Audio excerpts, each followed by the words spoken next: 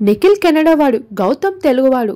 తెలుగువాడిని మాత్రమే విన్నర్ని చేయాలి అంటూ గోలగోల చేస్తూ గౌతమ్ ఆర్మీ మొదలైపోయింది తనని విన్నర్ చేయడానికి. మరోవైపు కెనడా వాడైన సీరియల్స్ చేసి మంచి గుర్తింపుని అందుకొని నిఖిల్ ఓట్ల వర్షం దక్కించుకుంటూ వచ్చాడు. ఇలా తెలుగువాడ కెనడావాడ అంటూ బీబీ హిస్టరీ లెవెల్ని తిరగవేసేలా అయితే ఓటింగ్ పోల్ రచ్చరచ్చ జరిగింది. ఒక వైల్డ్ కార్డ్ ద్వారా వచ్చిన గౌతమ్ విన్నర్ అవుతాడు అనేంత వరకు వెళ్ళిపోయాడు. అసలు నిఖిల్ విన్నర్ అవుతాడా లేదా అనే విషయం పైన భయం, ఆందోళన తన ఫ్యాన్స్ కి మొదలైపోయింది. నాగార్జున గ్రాండ్ ఫినాలీ రోజు రాకనే వచ్చేశారు. ఇక గ్రాండ్ ఫినాలీ రోజున వచ్చి రాగానే అయితే అల్లు అర్జున్ చీఫ్ గెస్ట్ గా వస్తున్నారని చెప్పడం జరిగింది. అంతలోనే పుష్ప మూవీకి సంబంధించిన కాంట్రవర్సీస్ లో అల్లు అర్జున్ ఇరుక్కుపోయారు.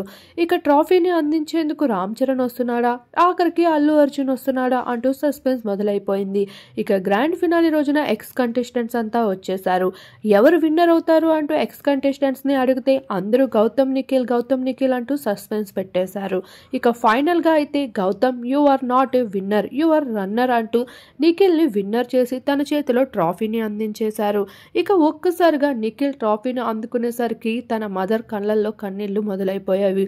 ఇక నిఖిల్ కూడా దీనికోసమే ఈ 3 నెలల పాటు అన్ని నిందల్ని కష్టాల్ని అనుభవించా అంటూ నిఖిల్ ఏడవటం మొదలు పెట్టేశారు. ఇక ట్రాఫీని ఇచ్చింది ఎవరో కాదు, స్టైలిష్ స్టార్ అల్లు అర్జున్. ఇక అల్లు అర్జున్ చేతుల మీదుగా ట్రాఫీతో పాటు 55 lakhs ప్రైజ్ మనీ, అలానే 3 BHK ఫ్లాట్, డైమండ్ జ్యువెలరీతో పాటు BMW కార్ను కూడా దక్కించుకోవడం జరిగింది. ఇలా ఒక్క దెబ్బతో 2 పిట్టలు అవుట్ అన్నట్లుగా మొత్తానికి లక్కుతో పాటు అదృష్టాన్ని కొట్టేశాడు నిఖిల్.